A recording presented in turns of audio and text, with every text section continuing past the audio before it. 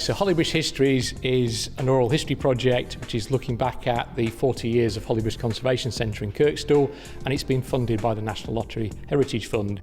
I was already a volunteer officer at Hollybush, and John started talking about the 40th anniversary and how they wanted to produce a booklet, so we had a meeting and I got completely the wrong end of the stick. I thought we'd just be helping out a little bit, but I ended up doing quite a lot of interviews, and I've never done any interviewing before. I'm a bit, equipment phobic, so I had to use a Tascam. But in the end, I really loved it. I absolutely loved it. And people were so happy and willing to share what they were doing. So over the last year, we've been working with a group of volunteers to collect stories from people from the past and staff currently at the centre to put together a book which sort of tells what happened at the centre before we were there and a little of the people and the last 40 years. The idea was to collect a variety of people's points of view of how Hollybush had started.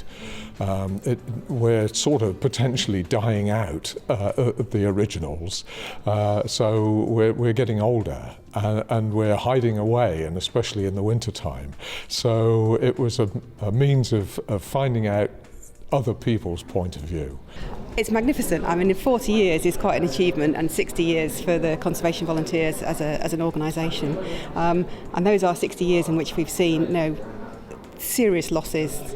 In my lifetime, we've lost half the vertebrate wildlife on the planet. So we are in an extinction crisis, and to see a group of people that are working so hard to try and reverse that and doing themselves good in the process and their community good. The great thing about it was the sense of their origins as a sort of, pioneers. It was a bit Wild West in the early days, by the sounds of it. People living in pretty much the shell of a building, protecting it from locals who were coming in, and in some ways, I suppose, enjoying that patch of land in their own way by trying to trash it. But having some sort of sense that it was theirs to do with what they will, and carving out something from that that's lasted all these years. It's important only because it's a history of something that started 40 years ago and is still going on now.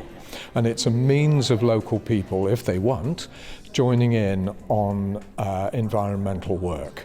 And they can do it without any expertise, without any prior knowledge.